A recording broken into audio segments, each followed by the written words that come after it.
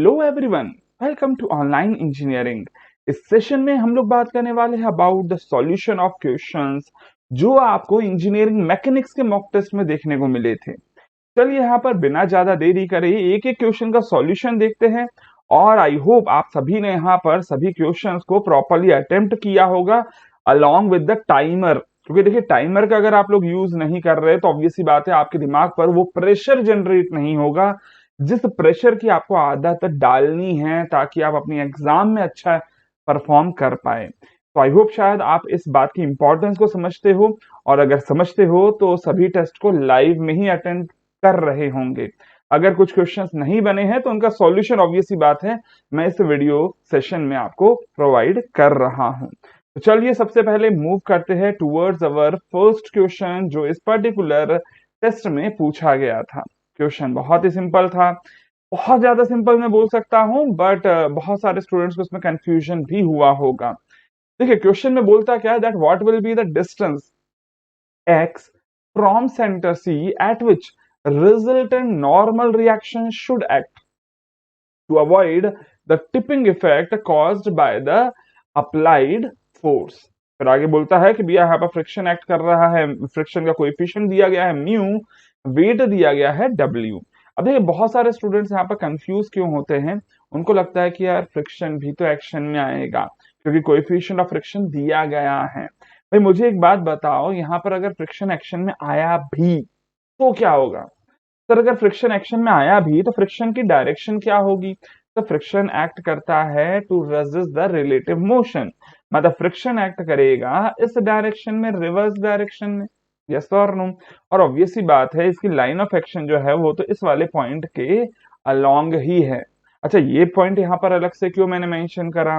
Because this is nothing but this is the point of rotation. This is the point of rotation. अगर यहाँ पर tipping हुई, अगर rotation हुआ इस बॉक्स का, ऑब्वियस सी बात है उसी पर्टिकुलर पॉइंट पर होगा क्योंकि फोर्स आपने अप्लाई करा है P इन दिस डायरेक्शन। ठीक है, तो ऑब्वियस सी बात है ये जो पर्टिकुलर पॉइंट हमने यहाँ पर देखा है रोटेशन का, उसके अबाउट एक मोमेंट जनरेट होगा because of the applied force. और उसी पर्टिकुलर मोमेंट को मैं क्या बोल सकता हूँ? As the overturning moment.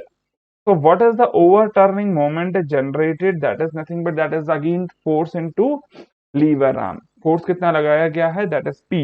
That is P. अच्छा कितने यहाँ पर लीवर आर्म की वैल्यू क्या हो जाएगी? तो sir this will be the lever arm, ये हो जाएगा लीवर आर्म जिसकी वैल्यू दे दी गई है एज अ स्मॉल e। तो मैं लिख सकता हूँ that the overturning moment due to the load applied is P into A. ठीक है सर। अच्छा नॉर्मल रिएक्शन की भी कुछ डायरेक्शन होती है। नॉर्मल रिएक्शन क्या करता है? यहाँ पर इधर से मैं मान लेता हूं इधर से अपवर्ड डायरेक्शन में एक्ट करेगा। ठीक है, किस डायरेक्शन में एक्ट करेगा? अपवर्ड डायरेक्शन में एक्ट करेगा। सो लेट अस सपोज कि भैया ये नॉर्मल रिएक्शन की डायरेक्शन है, वेट भी तो एक्ट करेगा। तो अगर मैं वेट को इंडिकेट करूंगा तो वेट यहां से एक्ट करेगा इन द डाउनवर्ड डायरेक्शन, है ना, सीजी से ही एक्ट करेगा वेट तो इधर से वेट एक्ट कर रहा है ना। लेकिन देखो अभी मैंने ओवरटर्निंग मोमेंट लिखा है because of your force applied. इसके अलावा ओवरटर्निंग मोमेंट आएगा because of the normal reaction also, क्योंकि देखो अगर इस पॉइंट के अबाउट में लूंगा तो यहाँ पर क्या देखने को मिल रहा है कि सर ये नॉर्मल रिएक्शन का भी मोमेंट इसी डायरेक्शन में है ना, कैसा है?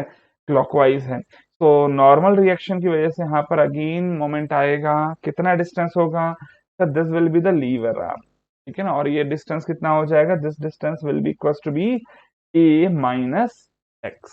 ठीक है, तो n into A minus x is also your overturning moment. ठीक है, तो यहाँ पर ओवरटर्निंग मोमेंट होगा। अब बात आ जाती है सर रेजिस्टिंग मोमेंट कौन सा होगा? तो देखिए यहाँ पर ये अगर पलटा तो पलटेगा तो कैसा पलटेगा? वो सर पलटने के बाद कुछ इस तरह का हो जाएगा, है ना। दैट मीन्स ये तो हो गए ओवरटर्निंग मोमेंट। रेजिस्ट कौन करेगा? अगर हमारे क्लॉकवाइज मोमेंट्स है ओवरटर्निंग मोमेंट्स तो एंटी क्लॉकवाइज हो जाएगा कौन सा? Resisting moment. तो अगर रेजिस्टिंग मोमेंट की बात करें तो वो मिलेगा बिकॉज ऑफ द वेट, कुछ इस तरह से। यस और नो? तो अगर मैं यहाँ पर लिखता हूँ रेजिस्टिंग मोमेंट की वैल्यू तो वो वेट की वजह से मिलेगी और लीवर आर्म की वैल्यू कितनी होगी वेट के लिए? दैट इज ए, क्योंकि हमें पॉइंट ऑफ रोटेशन से डिस्टेंस लेना है वेट का, दैट इज स्मॉल ए। ठीक है सर।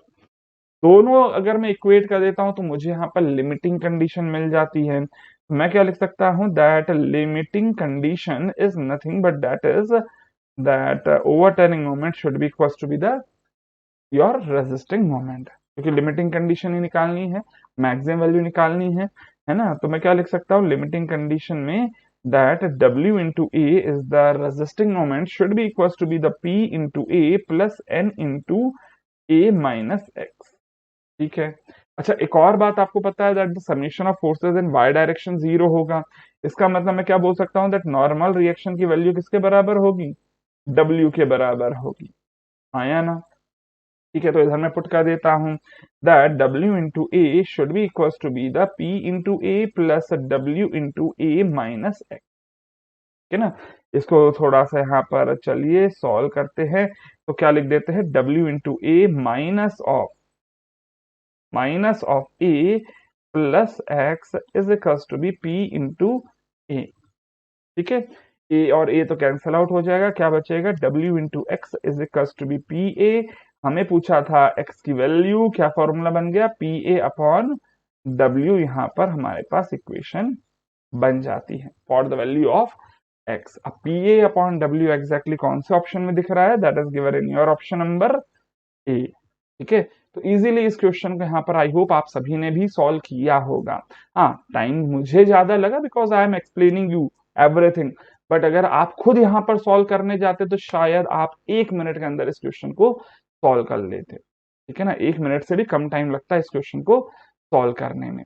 चलिए अभी आगे बढ़ते हैं यहाँ पर नेक्स्ट क्वेश्चन की तरफ। तो जो अगला क्वेश्चन था हमारी एग्जाम में पूछा हुआ, वो कुछ इस तरह का था। The heavy rope hangs over an edge of a rough horizontal table. Find how much of it can overhang without slipping. बोल क्या रहा है कि यहाँ एक हैवी रोप लटक रही है, कुछ पोर्शन उसका टेबल के ऊपर है और कुछ पोर्शन नीचे लटक रहा है। तो ऑब्वियस सी बात है, जो नीचे लटक रहा है पोर्शन वो क्या करेगा, वो अपना वेट अप्लाई करेगा, है ना। और वो वेट के कारण हो सकता है कि पूरी की पूरी जो चेन है या फिर रोप है वो नीचे स्लिप डाउन कर जाए। पूछ क्या रहा है कि भाई कितना मैक्सिमम पोर्शन है जो कि हैंग कर सकता है विदाउट एनी स्लिपिंग। मतलब वो पूछ रहा है कि ये जो पर्टिकुलर एक्स है इसकी मैक्सिमम वैल्यू क्या हो सकती है। ठीक है सर, चलिए अब यहाँ पर ये चीज तो समझ में आती है कि जो स्लिपिंग है वो कॉज कौन करेगा, तो स्लिपिंग कॉज करेगा wait of the hanged portion of the रोप, है ना। सो मैं यहाँ पर लिख सकता हूं दैट स्लिपिंग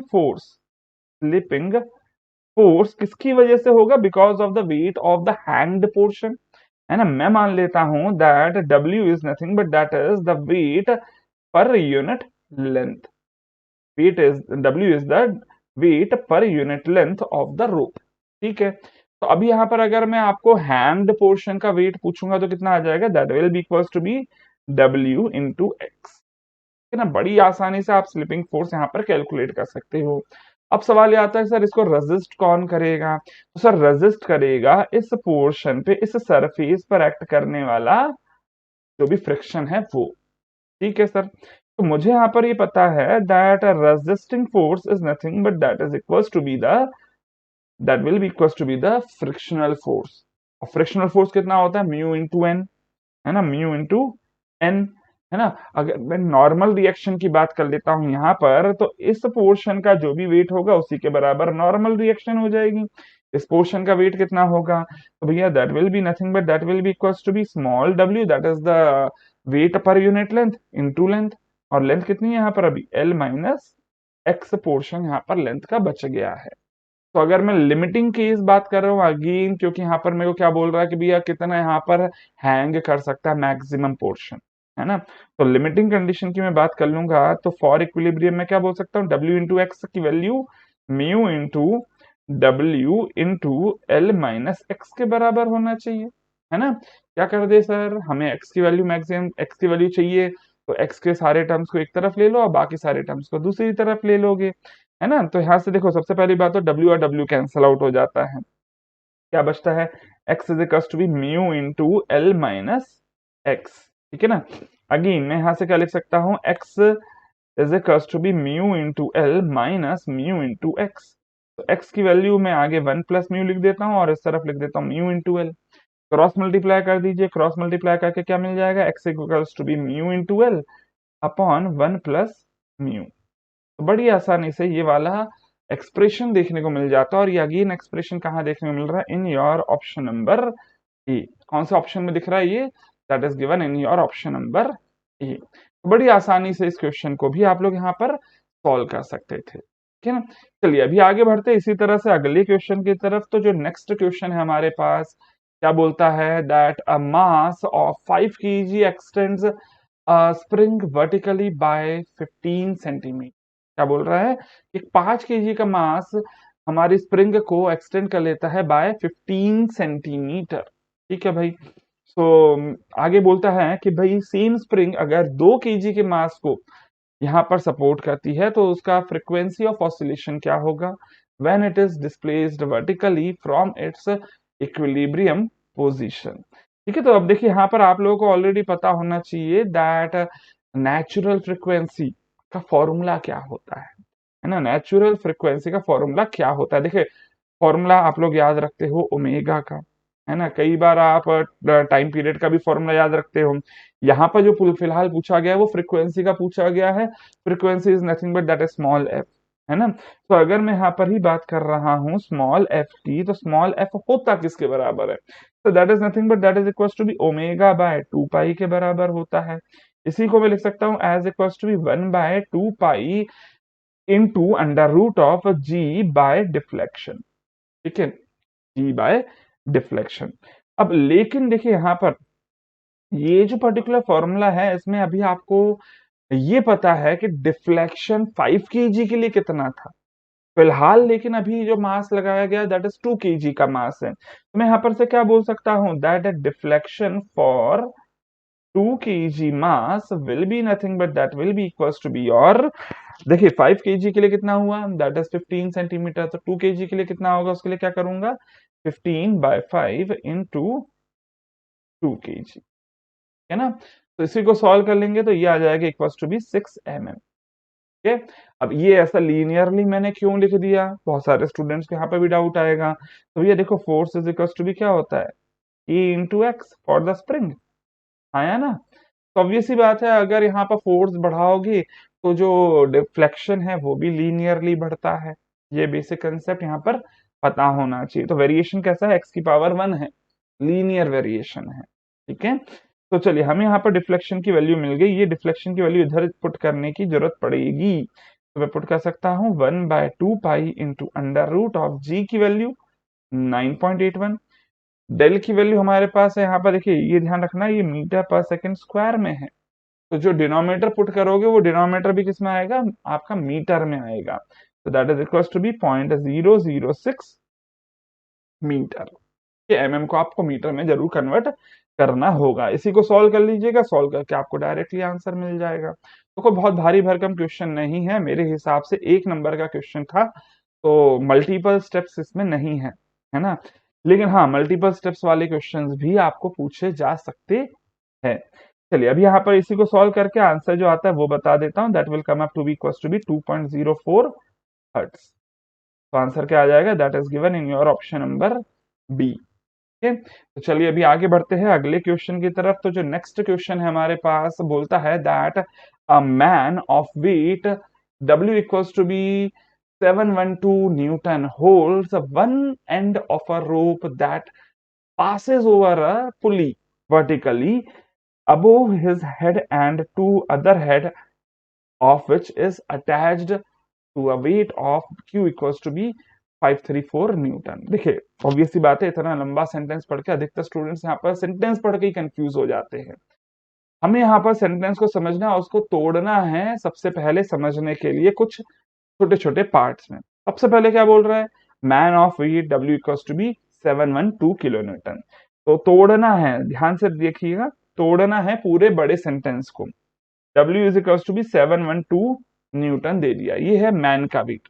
ये एक रोप पे लटक रहा है या इसने होल्ड करके रखा है, दैट पासेस ओवर अ पुली, मतलब एक पुली की बात भी हो रही है। Late us suppose that this is the पुली और ये पुली से एक रोप लटक रही है। इसमें एक तरफ तो यहाँ पर हमारा आदमी लटक रहा है, ठीक है, आदमी का वेट कितना दिया गया है, दैट इज 712 न्यूटन। फिर आगे क्या बोला, देखो ये 712 न्यूटन का काम खत्म। वर्टिकली अबोव हिज हेड, मतलब उसके ऊपर है पुली, ठीक है, इंसान के ऊपर है pulley. And to other end of which is attached a weight of 534 newton, मतलब इधर लटक रहा है एक 534 न्यूटन का वेट। ठीक है, तो पूछता है that the magnitude of force with which the man's feet presses against the floor will be. देखिए यहाँ पर ये ऑब्वियस सी बात है, बोल रहा है कि फ्लोर को कितने कितने फोर्स से प्रेस करेगा ये, है ना, दैट मीन्स ये फ्लोर के कांटेक्ट में है, ये हवा में नहीं लटक रहा। ये चीज यहाँ से क्लियर होती है। लेकिन अब बात समझिएगा, यहाँ से भी एक टेंशन एक्ट कर रही होगी रोप में, और वही सेम टेंशन यहाँ से भी एक्ट करेगी इन द अपवर्ड डायरेक्शन। अगर ये बोल रहा है कि भाई हमारा वेट कांस्टेंट है, मतलब वेट हमारा स्टेबल है, मूव नहीं कर रहा, इसका मतलब मैं क्या बोल सकता हूँ कि इसका एक्सेलरेशन क्या होगा, जीरो होगा। और अगर इसका एक्सेलरेशन जीरो, इसका मतलब इस पे नेट फोर्स जीरो है। दैट मीन्स फॉर वेट मैं क्या लिख सकता हूं, that the summation of forces should be equals to be zero. अब एक फोर्स लग रहा है tension in the upward direction, और दूसरा लग रहा है weight W equals to be 534 newton in the downward direction. मतलब मैं क्या लिख सकता हूं, टेंशन की वैल्यू क्या आ जाएगी, 534 न्यूटन। यस और नो। सेम टेंशन अब मैं मैन के लिए भी अप्लाई कर सकता हूं, तो मैन के लिए ये वाला फ्रेम जरा चेक करो, है ना, मैं क्या बोल सकता हूं, फॉर मैन, अगेन मैं क्या बोल सकता हूं, दैट टी अपवर्ड डायरेक्शन में है, टी अपवर्ड डायरेक्शन में, और इसी तरह से मैन पे क्या एक्ट कर रहा होगा, यहाँ से नॉर्मल रिएक्शन भी एक्ट कर रही होगी। क्या एक्ट कर रही होगी, नॉर्मल रिएक्शन भी यहाँ पर ऐसे एक्ट कर रही होगी। तो मैं क्या बोल सकता हूँ कि देखिए टी एक फोर्स है इन द अपवर्ड डायरेक्शन, दूसरा फोर्स क्या है, नॉर्मल रिएक्शन है अपवर्ड डायरेक्शन में, और वही एक्चुअली डाउनवर्ड फोर्स के बराबर होना चाहिए। डाउनवर्ड फोर्स कितना है, that is equal to be W equal to be 712 newton, है ना। तो ऑब्वियस सी बात है, यहाँ से अब आप क्या कर सकते हो, इजीली इस इक्वेशन को सॉल्व कर सकते हो। टेंशन की वैल्यू पता है 534, प्लस नॉर्मल रिएक्शन की वैल्यू आपको निकालनी है, वेट की वैल्यू आपको पता है already, that is equal to be 712 newton. Yes और नो। तो बड़ी आसानी से इसको आप लोग सॉल्व कर सकते हो, and this normal reaction will come up to be 712 minus 534। Calculate कर लेंगे तो ये वैल्यू आ जाएगी इक्वल टू बी 178 न्यूटन। और जितनी भी नॉर्मल रिएक्शन है एक्चुअली वो क्या है, रिएक्शन है of the action of man. जितना मैन ने फोर्स लगाया होगा इन the downward direction on the floor, उतना ही नॉर्मल रिएक्शन मिला होगा, आया ना। तो इसका मतलब आप इजीली यहां पर से बोल सकते हो कि सेम फोर्स से हमारा आदमी जो मैन है वो फोर्स लगा रहा होगा ऑन द फ्लोर, और उतना ही यहां पर से नॉर्मल रिएक्शन मिला इन द अपवर्ड डायरेक्शन। तो मैं यहां पर बोल सकता हूं force applied by man, applied by man on floor will be nothing but that will be equals to be capital N, and that is equals to be 178 Newton, and this is your answer। ठीक है, तो basic concept यहाँ पर पता होना चाहिए। बाकी इस क्वेश्चन को सॉल्व करने में तो बिल्कुल भी आपको टाइम नहीं लगता, है ना। आई होप शायद समझ में आ रही है कि क्वेश्चन का लेवल तो काफी ज्यादा इजी है, लेकिन कई बार क्या होता है एग्जाम के प्रेशर में, जब एक घड़ी चल रही है, टिक टिक टिक टिक टिक टिक टिक टिक कान में लग रहा है, तो उस टाइम पे उस प्रेशर के कारण कई बार हम लोग को जो बहुत अच्छे से आता है वो भी हम लोग प्रॉपरली सॉल्व नहीं कर पाते।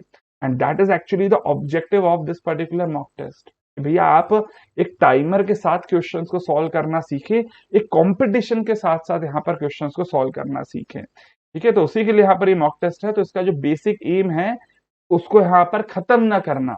बेसिक एम क्या है कि आप सब एक साथ एक ही पर्टिकुलर टाइम पर एक टाइमर के साथ यहाँ पर क्वेश्चंस को सॉल्व करें। ठीक है, क्वेश्चंस मॉक टेस्ट बहुत देते हो आप लोग, मुझे भी पता है, प्रैक्टिस आप लोग काफी करते हो, लेकिन वैसी प्रैक्टिस करो जिसमें अंडर प्रेशर आप क्वेश्चन को सॉल्व करें। ठीक है, चलिए अभी आगे बढ़ते हैं, नेक्स्ट क्वेश्चन की बात करते हैं।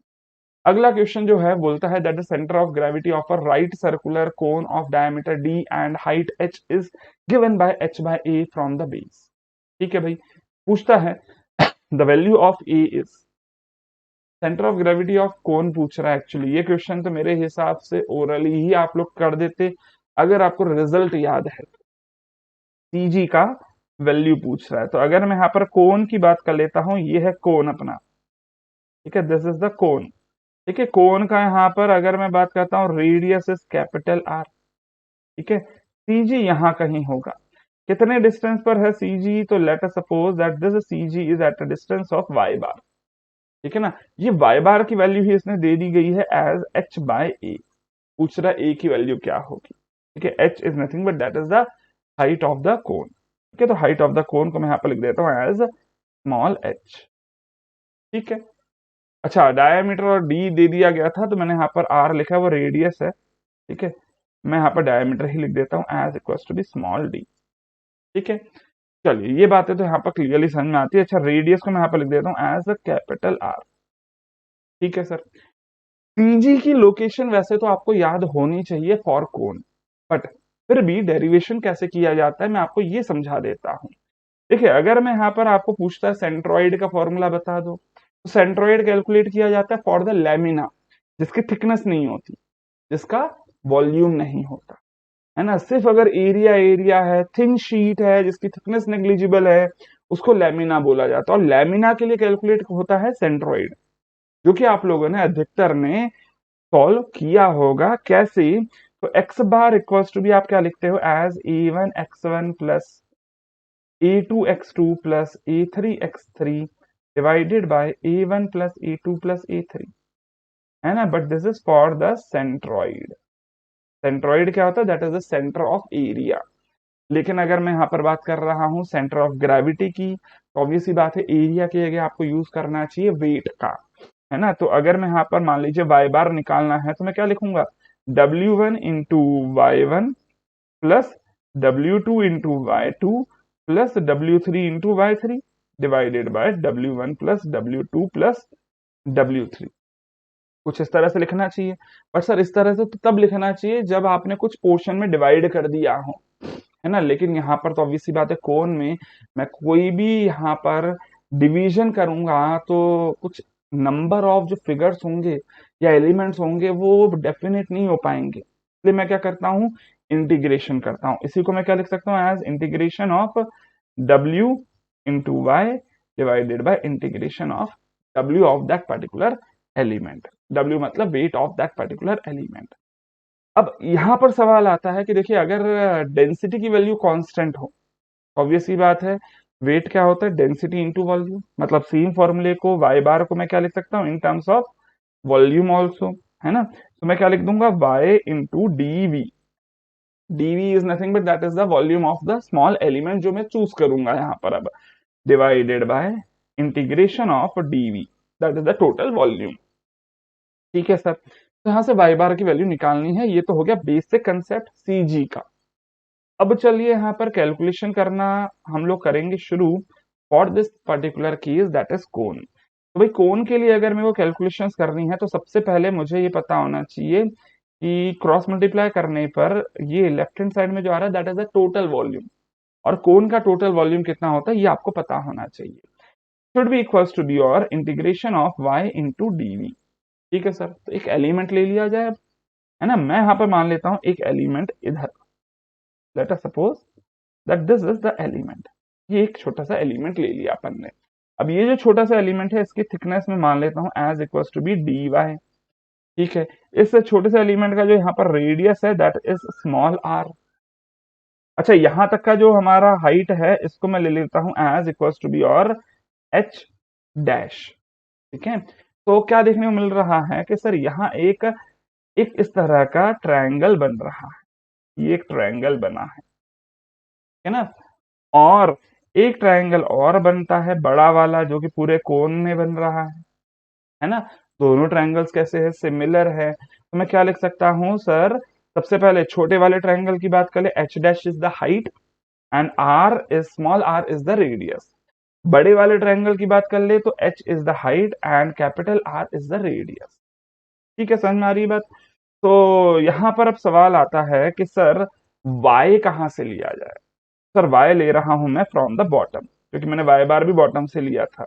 y अगर मैं ले रहा हूं तो ये हो जाएगा y स्मॉल y, है ना। अगेन मैं क्या लिख सकता हूँ? Small y plus small h dash should be equals to be h। आया ना, ठीक है ना। तो एच डैश को मैं क्या लिख सकता हूँ, as equals to be H minus Y, H minus Y divided by small R is equals to be small H by capital R. मुझे आर की इक्वेशन चाहिए, इसलिए चाहिए क्योंकि भैया मेरे को वॉल्यूम की जरूरत पड़ेगी, इसकी, एलिमेंट की। तो क्या लिख दूं मैं, इज इक्वल्स टू बी क्या बन जाएगा, this is equals to be और H minus Y divided by small H into capital R. इसको मैं मान लेता हूँ फर्स्ट इक्वेशन। क्यों, क्योंकि मेरे को स्मॉल आर की वैल्यू की जरूरत पड़ेगी। अब चलिए वापस से आ जाते हैं इस इक्वेशन पे। उस इक्वेशन को सॉल्व करना है, तो मुझे ये पता है that y bar into total volume, total volume भैया बताओ कितना होता है, एक कोन का टोटल वॉल्यूम होता है 1/3 pi R square into small H. Should be equals to be, मैं क्या लिख सकता हूँ, integration of your DV, DV is nothing but that is the volume of that particular small element, यही होगा। अब देखो स्मॉल एलिमेंट का एरिया क्या होगा, पाई आर स्क्वायर है ना, उसकी थिकनेस कितनी थी, that is equals to be D Y. तो देखो ये हो गया आपका इसका वॉल्यूम, तो छोटे से एलिमेंट का, कौन से एलिमेंट का, ये छोटे से एलिमेंट का, इस एलिमेंट का volume, I R square is the area into thickness कर दिया तो वॉल्यूम मिल गया उस एलिमेंट का, है ना, इंटू वाई, इंटू वाई, ध्यान रखना डीवी इंटू वाई करना था, ठीक है। अब चलिए यहां से क्या करोगे, आपको ये पता y की वैल्यू कहां से कहां तक जाएगी, 0 से लेकर h तक जाएगी, है ना। y की वैल्यू कहां से जाएगी, देखो इधर है 0 और इधर है स्मॉल h, ठीक है। चलो अभी आगे बढ़ते हैं, कैलकुलेशंस करना है तो उसके लिए integration of 0 to h pi, small r की वैल्यू अभी अभी मैंने लिखी, यहाँ पर क्या लिखी देखो जरा, स्मॉल r की value h minus Y by capital by h divided into capital R। तो h minus Y divided by h into capital R का स्क्वायर, पाई आर स्क्वायर हो गया, ठीक है ना, into Y into D Y. ठीक है, तो अब क्या देखने को मिल रहा है कि बड़ी सी एक इक्वेशन बनेगी y के टर्म्स में, is equals to be 1/3 pi R square h into Y bar. मुझे क्या करना था सर, y बार निकालना था, तो अब आई होप इस इक्वेशन को आप लोग इंटीग्रेट कर सकते हो इजीली, है ना। पहले क्रॉस मल्टी यहाँ पर मल्टीप्लाई करें, है ना, मल्टीप्लाई करके जो भी यहाँ पर एक्सप्रेशन बनते हैं उनको इंटीग्रेट कर ले, ये काम आई होप आप लोग खुद भी कर सकते हो।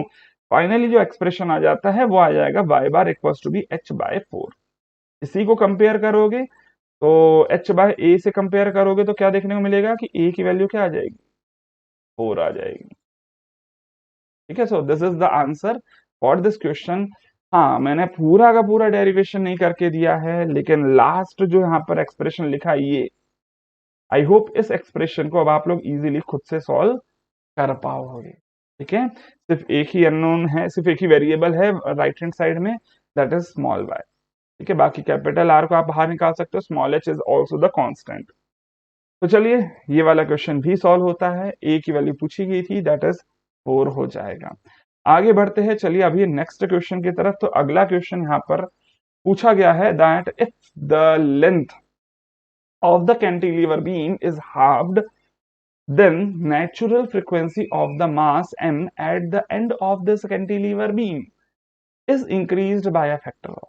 देखिए भाई नेचुरल फ्रीक्वेंसी की बात कर रहा है, किसकी बात कर रहा है, नेचुरल फ्रीक्वेंसी की बात कर रहा है। तो भैया देखो ओमेगा की अगर मैं बात करूं तो वो क्या होता है, जी बाय डेल होता है, जी बाय डिफ्लेक्शन होता है। तो भैया अगर मैं आपको पूछूं एक कैंटिलीवर बीम में इधर अप्लाई किया गया है एक मास, है ना, या वेट अप्लाई किया गया है, तो इस केस में मेरे को ये बताओ अगर लेंथ एल है और ये मास एम है ना, तो ऑब्वियस सी बात है यहाँ से वेट एक्ट करेगा कितना, एम इंटू जी, वेट कितना हो जाएगा M into G, that is the force, है ना। तो इस केस में यहाँ पर डिफ्लेक्शन की वैल्यू क्या होती है, that is equal to be W L cube by 3 है ना। तो या फिर मैं इसको क्या लिख सकता हूँ, M G L cube by 3 लिख सकते हैं इस तरह से, आया ना।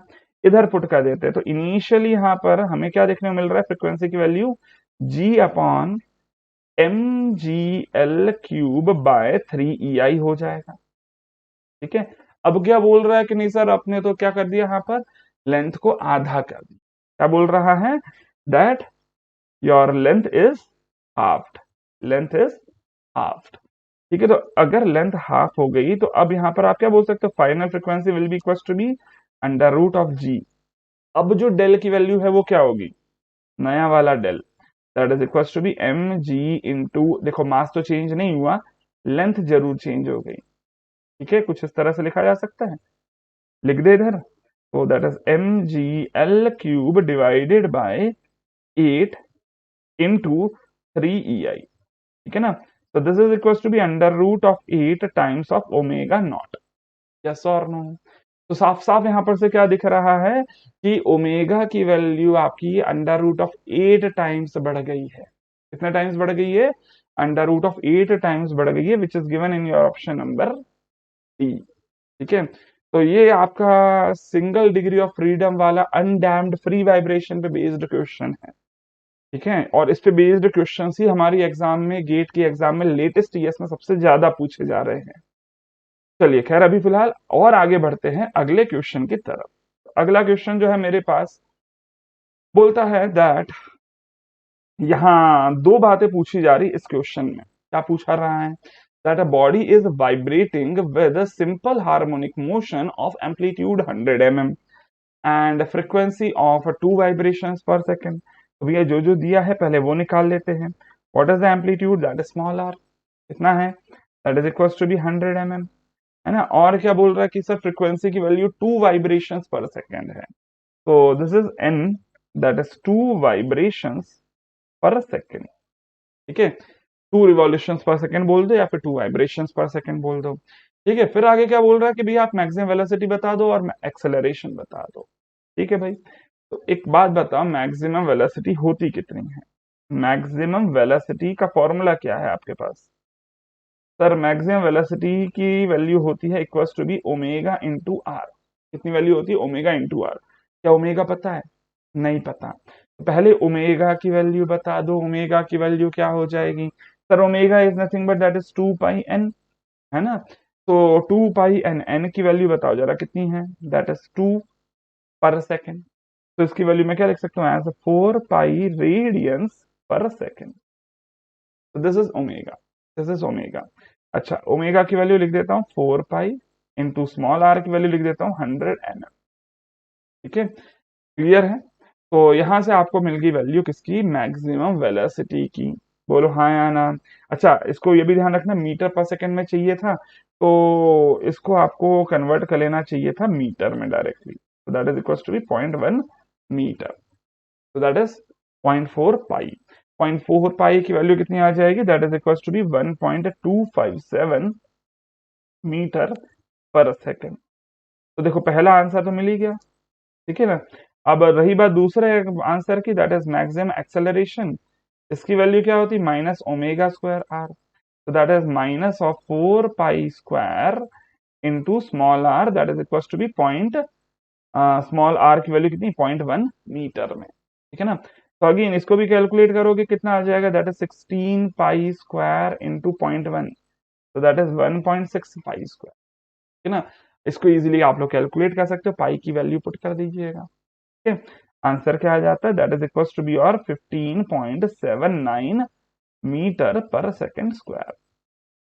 तो ये आ गई वैल्यू हमारी ए मैक्स की। ठीक है, तो that is given in your option number C. अच्छा ध्यान रखना, ये माइनस साइन का मतलब क्या है, कि जितना डिस्प्लेसमेंट होगा फ्रॉम द मीन पोजीशन, उसके अपोजिट डायरेक्शन में एक्ट करता है एक्सेलरेशन। डिस्प्लेसमेंट के अपोजिट डायरेक्शन में एक्ट करता है आपका एक्सेलरेशन। ठीक है, तो मेरे हिसाब से ये क्वेश्चन भी काफी इजी था, 2 पार्ट पूछे गए थे इसलिए 2 नंबर थे इसके। ठीक है, बाकी क्वेश्चन का लेवल कोई बहुत ज्यादा नहीं था।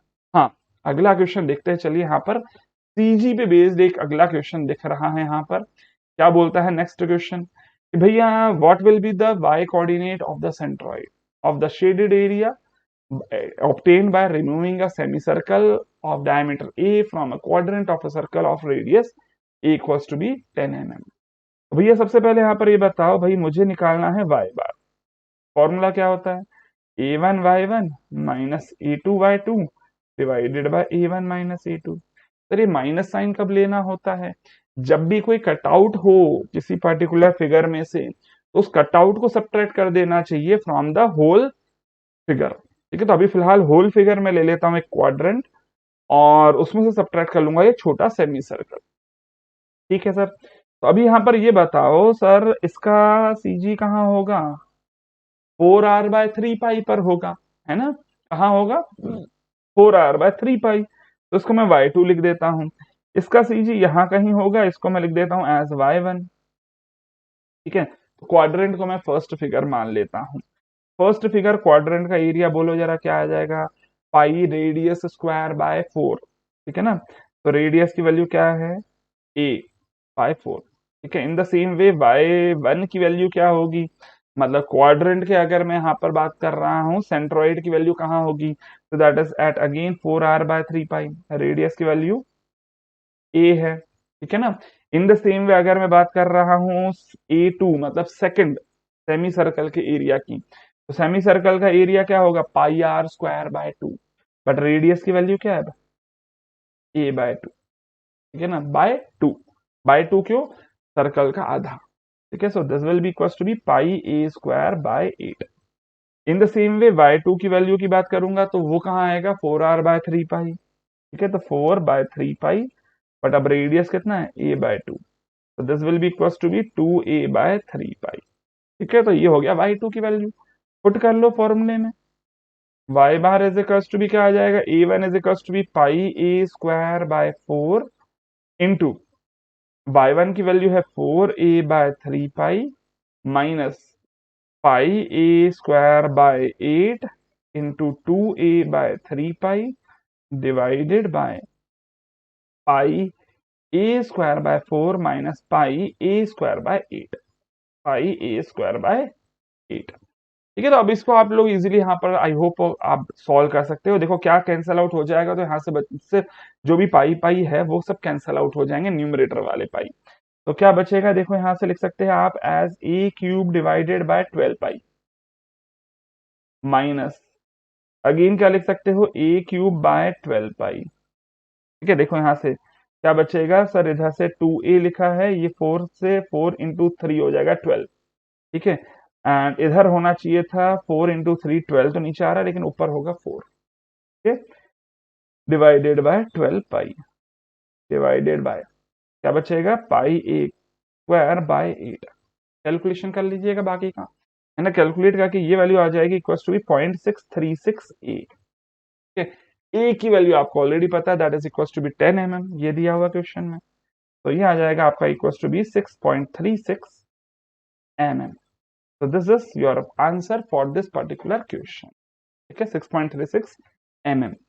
तो चलिए, ये भी क्वेश्चन मेरे हिसाब से इजी था, आप लोग सॉल्व कर पाए होंगे, इसी आशा के साथ आगे बढ़ते हैं, अगले क्वेश्चन की तरफ मूव करते हैं। तो जो नेक्स्ट क्वेश्चन है यहाँ पर क्या बोलता है, देखो जरा।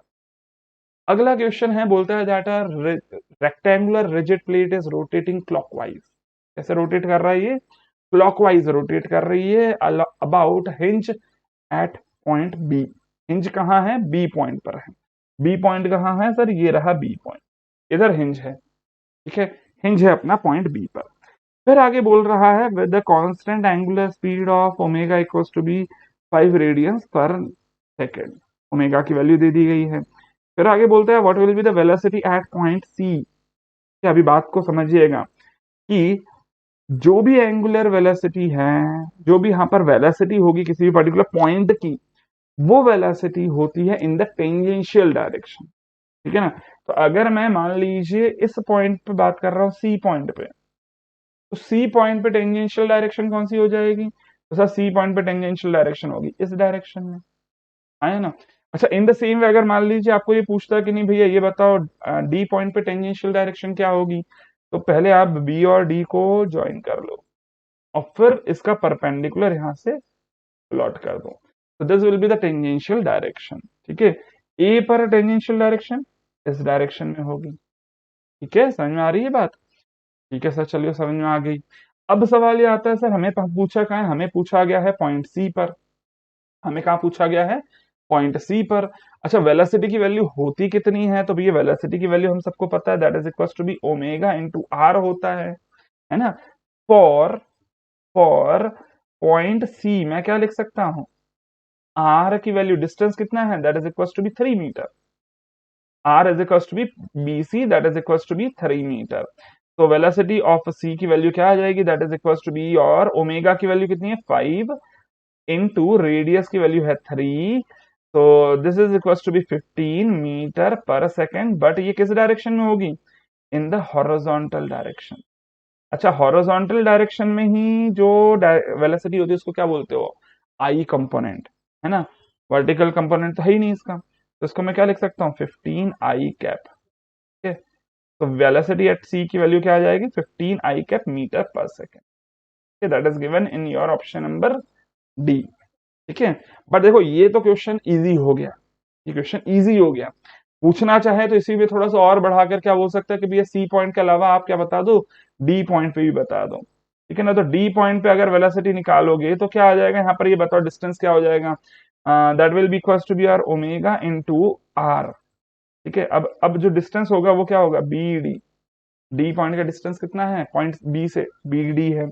अच्छा, बी डी की वैल्यू क्या हो जाएगी बोलो, the BD will be equals to be under root of 4 square plus 3 square, that is 5 metre, आया ना, 5 मीटर हो जाएगा। तो ओमेगा की value 5 into 5 that is equals to be 25 metre per second. ठीक है, बट किस एंगल पर होगा, सर वो होगा इस एंगल पर। ठीक है, तो अब इसके कंपोनेंट निकाल लीजिए in the X direction and in Y direction. समझ में आ रही है बात। तो let us suppose that this angle is theta. X direction का कंपोनेंट क्या हो जाएगा इसका, इसका एक्स डायरेक्शन कंपोनेंट क्या हो जाएगा v cos theta, and Y direction का कंपोनेंट क्या आ जाएगा v sin थीटा। ठीक है, तो अब इसका एक्सप्रेशन क्या लिखते हैं आप, V D is equal to be 25 cos theta I cap plus 25 sin theta J cap. समझ में आ रही बात। थीटा की वैल्यू आप लोग निकाल सकते हो बड़ी आसानी से, आया ना, है ना।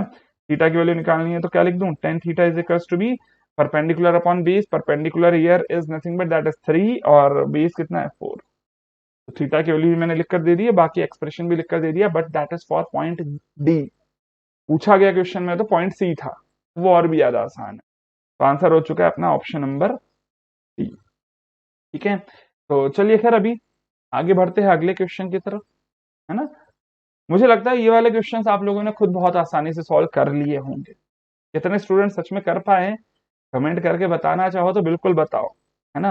वैसे तो आपको कल के सेशन में कमेंट करके बताना चाहिए था जब लाइव चल रहा था तब। कोशिश करो जो भी टेस्ट है उसको लाइव में अटेंड करो, टाइमर के साथ साथ क्वेश्चंस को सॉल्व करो। ठीक है, चलिए अभी फिलहाल आगे बढ़ते हैं, आगे बढ़ते हैं, है ना।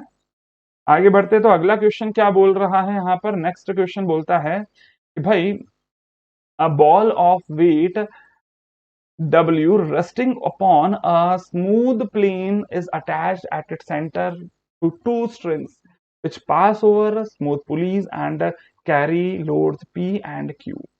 What will be the reaction between the ball and the horizontal surface? ठीक है, चलिए देखिए यहाँ पर सबसे पहली बात आ जाती है कि आप फ्री बॉडी डायग्राम को समझिए कि मैं अलग अलग डायग्राम बनाकर नहीं दे रहा हूं, मैं यहीं पे फ्रेम बनाकर दे रहा हूं। पहली ये वाली फ्रेम समझ, ठीक है, पहली ये वाली फ्रेम समझिए।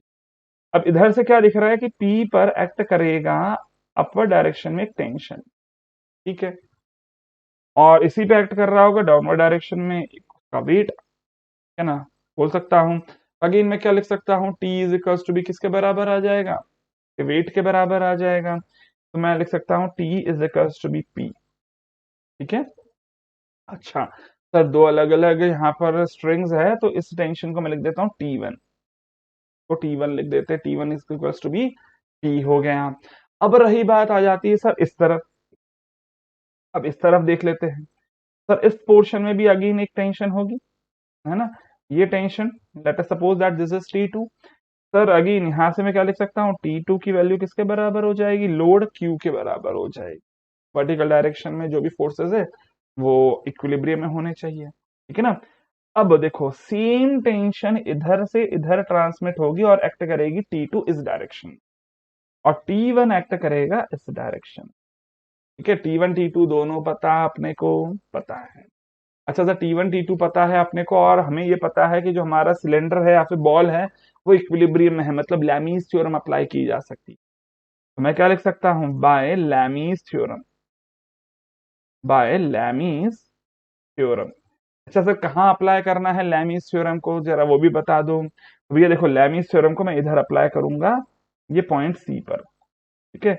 इधर से इधर एक्ट कर रही है T2, ठीक।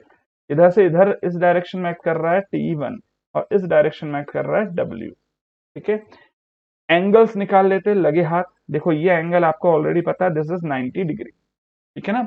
अच्छा, अब रही बात सर, ये एंगल ऑलरेडी थीटा दिया हुआ है, तो अगर ये एंगल थीटा है, इसका मतलब मैं क्या बोल सकता हूँ कि सर ये एंगल थीटा हो जाएगा, दिस इज ऑल्सो थीटा, है ना।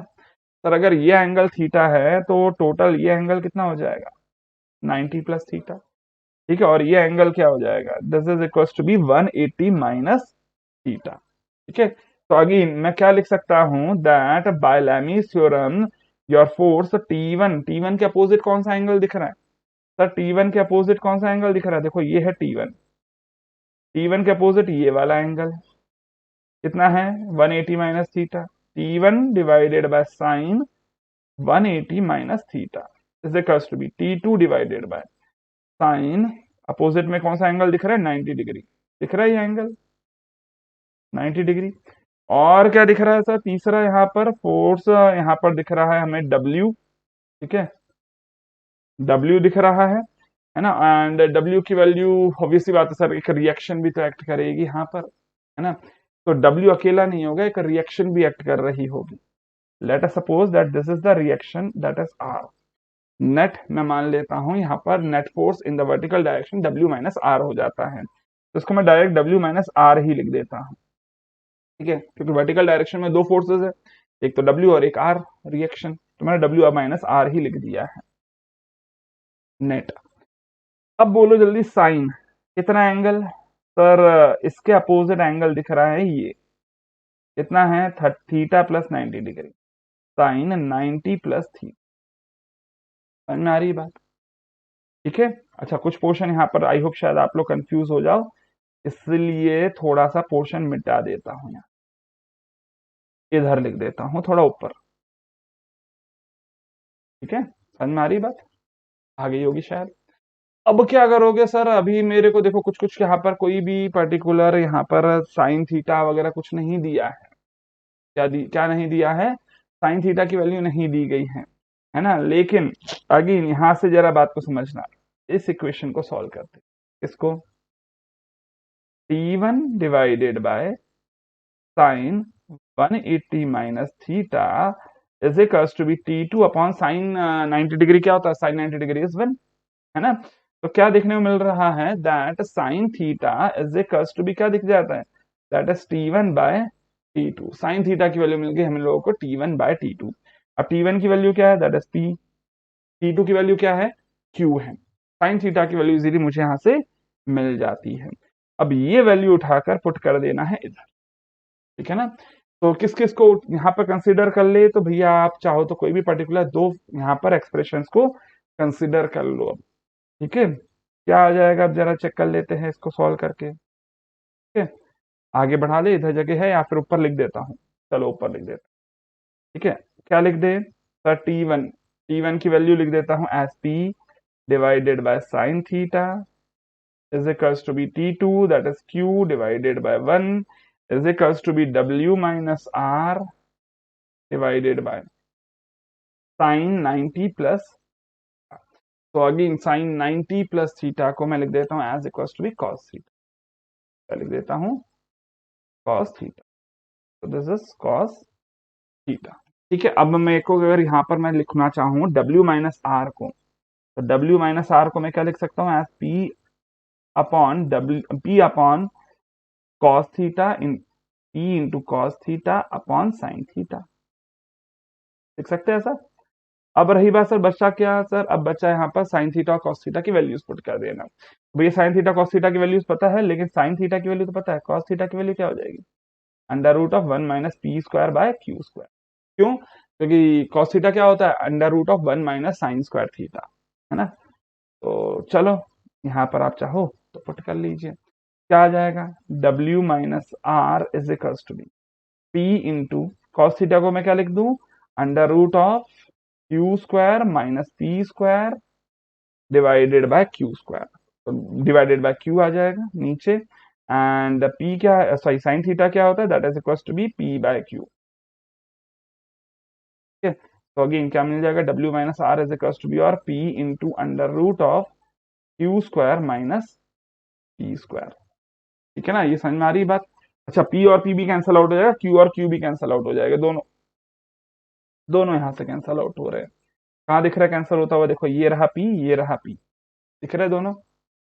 अच्छा, मैं यहाँ पर सामने आ रहा हूँ, ठीक है, ये दोनों पी और पी कैंसल आउट कर दिए, क्यू और क्यू कैंसल आउट कर दिए, क्या बचेगा, under root of Q square minus P square. ठीक है, पूछा गया था रिएक्शन की वैल्यू, तो रिएक्शन की वैल्यू क्या आ जाएगी, that is equal to be W plus, plus आएगा सर, नहीं माइनस आ जाएगा, W minus under root of Q square minus P square. तो this is the final expression. Expression आप लोगों ने आई होप शायद निकाल लिया है यहाँ पर, है ना, तो समझ में आ गई होगी बातें यहाँ पर, बोलो यस और नो, देख लीजिए एक बार ठीक से, समझ में आ रहा है पूरा। तो अब यहाँ से फाइनली ये बता दीजिए, फाइनली यहाँ पर हमारा आंसर क्या रहेगा, तो that is nothing but that is your option number C, that is your option number. ठीक है, तो बड़ा अच्छा क्वेश्चन था मेरे हिसाब से, तो अच्छा क्वेश्चन था, टाइम जरूर लगता है इस क्वेश्चन में, लेकिन सॉल्व आप लोग इजीली कर पाते इस क्वेश्चन को भी। ठीक है, तो चलिए अभी फिलहाल आगे बढ़ते हैं यहाँ पर नेक्स्ट क्वेश्चन की तरफ। अगला क्वेश्चन है सी ब्रैकेट का। तो सी ब्रैकेट दिया गया A B C by the rollers, support हो रहा है ये, reaction at the support A पूछ रहा है। ए की वैल्यू दे दी गई है, बी की वैल्यू दे दी गई है, थीटा वन की वैल्यू दे दी गई है, थीटा टू की वैल्यू दे दी गई है, और एफ की वैल्यू दे दी गई है। ठीक है, तो सर क्या करें यहाँ पर, काम करते हैं सर, यहाँ पर जो भी पर्टिकुलर नॉर्मल रिएक्शंस आएंगी उनको हम लोग यहाँ पर लिख देते हैं, है ना। तो लिख देते हैं नॉर्मल रिएक्शन। देखो सबसे पहली बात, एक नॉर्मल रिएक्शन यहाँ से एक्ट करेगी। ठीक है, दिख रहा है क्या, आई होप शायद दिख जाएगा, है ना। तो सबसे पहली बात क्या करोगे, नॉर्मल रिएक्शंस को मैं यहाँ पर इंडिकेट कर देता हूँ, तो कुछ टाइम के लिए मैं खुद को यहाँ पर गायब कर रहा हूँ, आप लोग जरा चेक करिए कौन कौन सी नॉर्मल रिएक्शंस एक्ट करेगी, जहां जहां पे भी कांटेक्ट है, रोलर है, वहां से नॉर्मल रिएक्शन एक्ट करेगी। तो ब्लैक कलर से इंडिकेट कर देते हैं। तो this is first normal reaction, दिख रहा है। अब इसको मैं लिख देता हूं एज एन बी। ठीक है, बी पॉइंट से है इसलिए एन बी लिख देता हूं। दूसरी नॉर्मल रिएक्शन यहां से एक्ट करेगी, that is N C, N C भी एक्ट करेगी। इसके अलावा सर ए पॉइंट से कॉन्टेक्ट कैसा है, ए पॉइंट से कॉन्टेक्ट है वर्टिकल, कॉन्टेक्ट हॉरिजॉन्टल है लेकिन यहाँ पर रिएक्शन आएगी वर्टिकल, तो इधर से आएगा एन ए। ठीक है, समझ में आ रही है बात। ऑब्वियस ही बात है, अगर मैं यहाँ पर चेक करता हूं क्या, इस sir summation of forces in Y direction क्या होना चाहिए, जीरो होना चाहिए। Summation of forces in Y direction क्या होना चाहिए, जीरो होना चाहिए। तो एक काम करते हैं, इस पॉइंट को यहां से मुझे दिख रहा है इधर से एक्ट कर रहा है एन बी, ठीक है, इधर से एक्ट कर रहा है एन सी। ठीक है, फोर्सेस को ट्रांसमिट कर रहा हूं मैं, ठीक है, ये फोर्स एक्ट कर रहा है एफ, और अगेन इसके अलावा और क्या एक्ट कर रहा है वर्टिकल डायरेक्शन में, that is N A. Clear है। तो अगेन मैं यहाँ से एंगल्स भी लिख देता हूँ। देखो जरा, ये एंगल दिख रहा है थीटा वन, ये एंगल दिख रहा है theta two.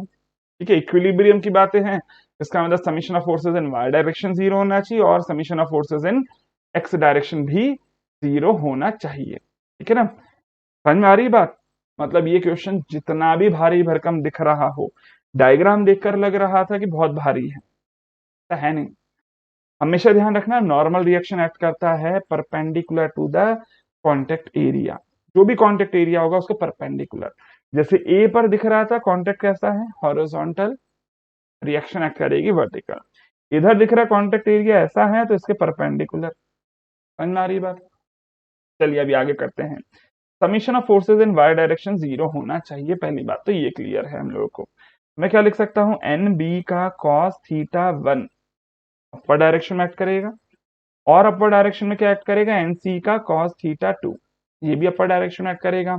Should be equals to be nothing but that is equals to be the forces in downward direction, that is N plus N A plus F. Yes और no. ठीक है sir. अच्छा, इसी के अलावा और क्या देखने को बोल सकते हो आप यहाँ पर कि sir forces in X direction zero लिख दो, या फिर एक काम करते हैं मोमेंट्स को इक्वेट कर देते हैं। ठीक है, तो मोमेंट यहाँ पर इस पॉइंट के अबाउट 0 होना चाहिए about your point B, about your point D, ठीक है ना। तो summation of moments at D should be equal to be 0, क्योंकि रोटेशन नहीं हो रहा ना, रोटेशन नहीं हो रहा, और रोटेशन अगर होगा तो कौन से पॉइंट के अबाउट होगा, सेंटर के अबाउट होगा, ठीक है ना। तो अगेन मैं क्या लिख सकता हूं, देखो जरा, एन ए का डिस्टेंस कितना है, that is equal to be small A, क्योंकि एन ए है वर्टिकल, उसका लीवर आर्म कितना हो जाएगा, स्मॉल ए, ठीक है। एन बी का मोमेंट और एन सी का मोमेंट 0 हो जाएगा, क्योंकि वो आगे चलकर डी पॉइंट पे क्रॉस कर रहे हैं, ठीक है ना। इसके अलावा एफ का भी एक डिस्टेंस, एफ का डिस्टेंस कितना है, यहाँ पर एफ का डिस्टेंस दिख रहा है बी, ठीक है ना। एफ इंटू बी लिख देता हूँ, अपोजिट लिख दिए है, क्यों, क्योंकि सर ए का मोमेंट आएगा anti clockwise, sorry N A का मोमेंट आएगा एंटी क्लॉकवाइज और एफ का मोमेंट आएगा क्लॉकवाइज, ठीक है। तो अगेन मैं यहां से क्या लिख सकता हूँ, एन ए की value that is equal to be F into B by A, yes और नो। अच्छा, बी और ए की वैल्यूज पता है क्या, हाँ सर बी और ए की वैल्यूज पता है, क्या पता है, एफ इंटू बी की वैल्यू कितनी है भैया, 4/3, ठीक है। अच्छा सर एफ की वैल्यू भी तो पता है 200, ठीक है, तो इसको वैल्यू पुट कर देता हूँ 800/3 न्यूटन। तो एन ए की वैल्यू आ गई हमारे पास, that is nothing but that is equal to be 267.67 newton, ठीक है। तो एन ए की वैल्यू इजीली मिल गई, बोलो यस और नो, ठीक है। हमें फिलहाल पूछा गया था सिर्फ एन ए की वैल्यू ही, ठीक है। इसी के अलावा अगर मान लो आपको एनबी और एनसी भी पूछा होता तो क्या करते हैं, तब सर थर्ड इक्वेशन लगा देते हैं, summation of forces in X direction 0 होना चाहिए, ठीक है।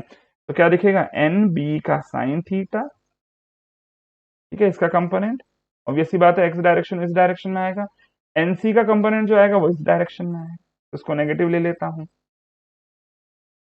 थीटा 1 और थीटा 2, बाकी एन ए और एफ का कोई कंपोनेंट होगा नहीं हॉरिजॉन्टल डायरेक्शन में, should be equal to be 0। तो देखो एक इक्वेशन ये बन गई आपके पास, ये बन गई, एक इक्वेशन ये बन गई, ठीक है, और एक इक्वेशन ये आपके पास ऑलरेडी पता ही है, इससे आप एनबी और एनसी भी निकाल सकते थे अगर क्वेश्चन में पूछा गया होता तो। फिलहाल आंसर क्या आ जाएगा, दैट इज 267। आई होप बड़ी इजीली आप लोग कैलकुलेट कर पाएंगे, ठीक है। 266.67 आना चाहिए, ना कि 267, ठीक है। बड़ी इजीली ये क्वेश्चन सॉल्व होता था। आगे बढ़ते चलिए अगले क्वेश्चन की तरफ। अगला क्वेश्चन क्या बोलता है, नेक्स्ट क्वेश्चन, यहाँ पर स्पेस छोड़ा था, नेक्स्ट क्वेश्चन है लैमीज थ्योरम किस पे अप्लाई की जा सकती है। तो देखो भैया लैमीज थ्योरम क्या होती है, लैमीज थ्योरम सर बोलती है कि अगर एक पर्टिकुलर पॉइंट से एक्ट करने वाले 3 फोर्सेस हैं जिनके बीच में एंगल है अल्फा, बीटा और गामा के, फोर्सेस की वैल्यू लिख देता हूं F1, F2 और F3। तो लैमीज थ्योरम बोलती है that F1 upon sine alpha is equals to be F2 upon sine beta is equals to be F3 upon sine gamma. ये है आपकी लैमीज इक्वेशन या लैमीज थ्योरम।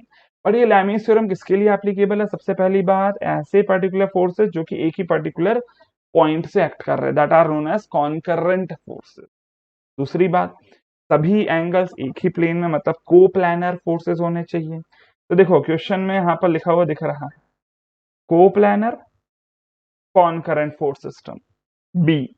दूसरी बात, ये सभी फोर्सेस का समीशन 0 होना चाहिए, मतलब इक्विलिब्रियम में होने चाहिए फोर्सेस, वो लिखा हुआ दिख रहा है ए में, और इवन डी में भी लिखा हुआ दिख रहा है that the resultant force should be equal to be 0।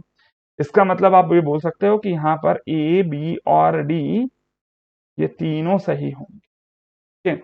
MSQ था, बट फिर भी एमएसक्यू में कंफ्यूजन जरूर आपको पैदा करने की कोशिश की जाती है। तो लैमीज थ्योरम सभी ने पढ़ी है, लेकिन वो किसके लिए एप्लीकेबल है अधिकतर स्टूडेंट ये भूल जाते हैं, भूल गए तो शायद इस तरह के क्वेश्चन को आप अटेम्प्ट नहीं कर पाओगे, ठीक है। चलिए अभी आगे बढ़े नेक्स्ट क्वेश्चन की तरफ, अगला क्वेश्चन देखते हैं। अगला क्वेश्चन है, बोलता है that the minimum value of coefficient of friction at the ground floor in order to keep the ladder in equilibrium is, ठीक है। ठीक, W equals to be 200 Newton, L equals to be 5 meter, assume wall as the smooth surface, ठीक है। तो देखो यहाँ पर wall को स्मूथ लेना है, फ्लोर ऑब्वियस सी बात है फ्लोर यहाँ पर शायद स्मूथ नहीं होगा, ठीक है, फ्लोर यहाँ पर स्मूथ नहीं होगा। तो अगर फ्लोर स्मूथ नहीं है तो ऑब्वियस सी बात है फ्लोर से एक्ट करेगा एक फ्रिक्शन, है ना। तो फ्लोर कहाँ दिख रहा है सर, फ्लोर ये है। लैडर की टेंडेंसी क्या होगी, लैडर की टेंडेंसी होगी कि वो ये वाला पॉइंट इधर से इधर मूव कर जाए।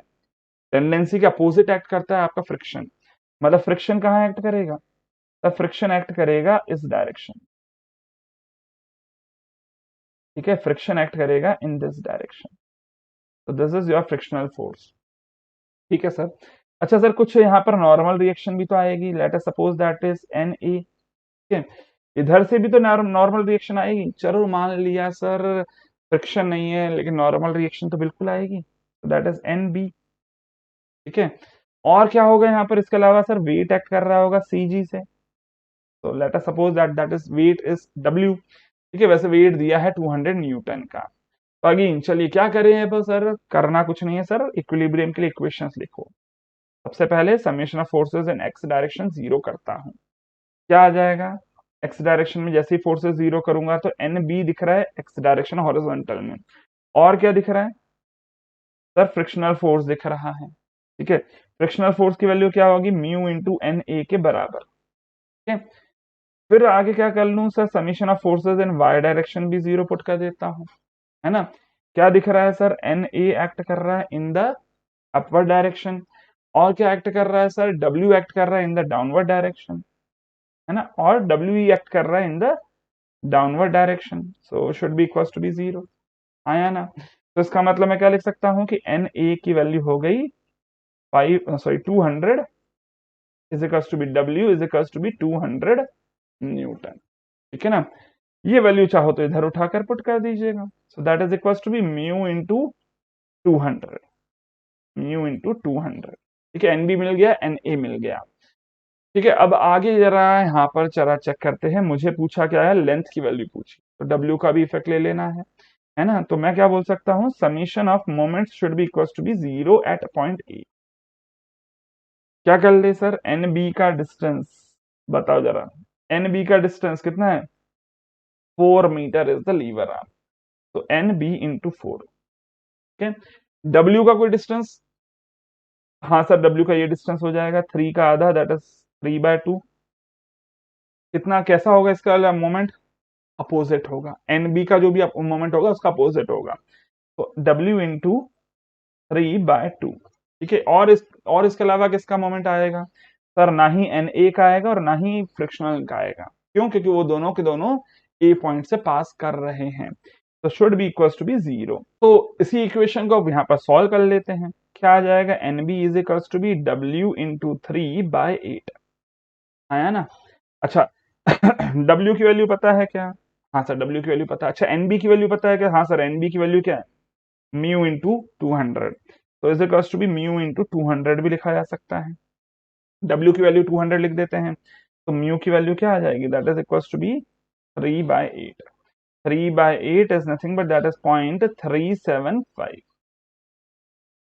ठीक है। तो बड़ी आसानी से यहाँ से म्यू की वैल्यू आपने कैलकुलेट कर ली। अब रही बात, म्यू की वैल्यू मिल गई है तो फाई की वैल्यू भी निकल जाएगी, phi is nothing but that is the angle of friction, है ना। तो म्यू की वैल्यू क्या होती है, दैट इज 10 फाई, तो फाई की वैल्यू क्या आ जाएगी, 10 इनवर्स 0.375, ठीक है ना। तो फाई की वैल्यू भी एक बार जरा चेक कर लीजिएगा, ये वैल्यू आ जाएगी इक्वल टू बी 20.55 डिग्री, तो this is your phi and this is your mu. तो म्यू की वैल्यू भी मिल गई आपको, फाई की वैल्यू भी मिल गई, ध्यान रखना दोनों वैल्यूज मिल गई है, और दोनों वैल्यूज आपको ऑप्शन में दिख भी रही है, एक ऑप्शन दिख रहा है सी और दूसरा दिख रहा है ऑप्शन नंबर बी, तो B and C are the correct answer for this particular question. तो इस तरह से इस टेस्ट के सारे क्वेश्चन सॉल्व हो जाते थे, बट हाँ कुछ क्वेश्चन आपको टफ लग सकते हैं, बट आई होप सॉल्यूशन देखने के बाद सारे क्वेश्चन इजी लगे होंगे, है ना। मुझे एक बार कमेंट करके जरूर बताएं कितने क्वेश्चन सही हुए कितने क्वेश्चन गलत हुए, वो तो छोड़ दीजिए, लेकिन अगर आपने टेस्ट अटेम्प्ट किया है और आपने अगर ये फील किया कि टेस्ट देते टाइम आपको ये क्वेश्चन टफ लग रहे थे, सॉल्व करवाया तो बड़े आसान लग रहे हैं, अगर सच में आपने भी ऐसा फील किया है तो बिल्कुल मुझे कमेंट करके बताएं, हाँ sir same to same feeling है, सेम फीलिंग है सर, है ना। तो ऑब्वियस सी बात है, ये जो फीलिंग है ना आपकी कि भी एग्जाम टाइम पे टफ लगता है और बाद में इजी लगता है क्वेश्चन, ये फीलिंग खत्म हो जाए ना तो एग्जाम टाइम पर भी आपको क्वेश्चंस इजी लगने लग गए, इजीली सिलेक्शन हो जाएगा। ठीक है, आई होप शायद बात समझ में आ रही होगी। तो चलिए खैर, अब अगले मॉक टेस्ट को आप लोग सीरियसली यहाँ पर अटेम्प्ट कीजिएगा। नेक्स्ट मॉक टेस्ट आएगा आपका for the subject that is strength of materials. चलिए खैर, सेशन को एंड करता हूं। Till then take care, bye bye.